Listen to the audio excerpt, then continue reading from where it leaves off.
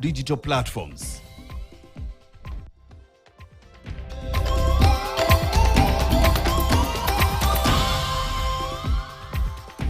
Welcome to Weekend Prime. I'm Robinson Okenya and Maresha Witi is on sign language.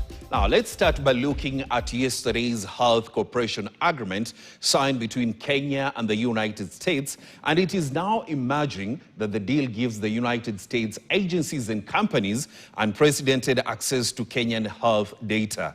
While President William Ruto and Health CS Aden Duale have termed the deal as a landmark agreement that will boost investment and fight diseases, a close analysis shows that personal data for ordinary Kenyans will be breached. And as Rosa Agutu reports, United States representatives in Kenya have argued that individual data is not part of the agreement. The 5-year $2.5 billion health cooperation framework signed yesterday in Washington makes Kenya the first country to join a series of US-led global health agreements. And I assure you that every shilling and every dollar will be spent efficiently, effectively, and accountably. And let me say this for the record, that already we are mobilizing our own domestic resources to the tune of $3 billion to support the health deployment of health infrastructure in Kenya. If we had 5 or 10 countries willing to step forward and do just half of what Kenya has done already, it would be an extraordinary achievement. And we hope that that will happen. It needs to happen. However, health data systems and surveillance remains a contentious issue. A legal advisory authored by Kenyan data governance expert Dr. Mugambi Laibuta warns that the draft data sharing agreement DSA is unconstitutional and unlawful. The statement highlights that granting the US real-time access to national health information systems endangers citizen privacy under Article 31, violates devolved health governance requirements, and exposes critical infrastructure to national security threats. The agreement also prioritizes U.S. federal law over Kenyan law, which the advisory identifies as unconstitutional and a direct erosion of sovereignty.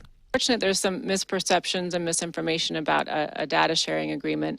So we just wanted to clarify, we've had existing data agreements with the government of Kenya, and the government of Kenya in this new agreement will, as it has always, continue to abide by the privacy laws under your government, your legal system. And so we are just putting on paper the similar policies that we've followed for many, many years in this space. It's really about reporting so that we can report back to Congress about the successes that we're having so that we can identify and make sure that we have more money coming from them each year.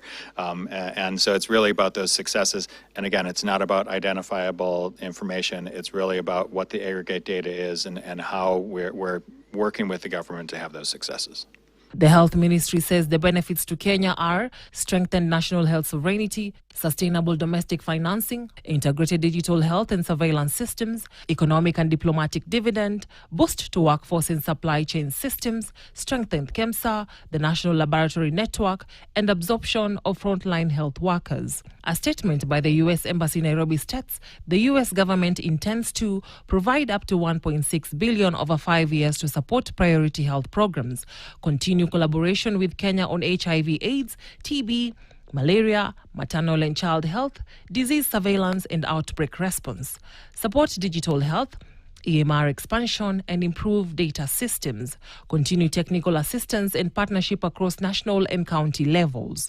A statement by the U.S. Embassy in Nairobi also stated that the Kenyan government intends to increase financing by $850 million over a 5-year period, gradually assume greater responsibility for essential services as the U.S. declines over time, and strengthen key systems including commodities, procurement, human resource for health and digital systems. Agutu Rosa, KTN. Now, still in the United States,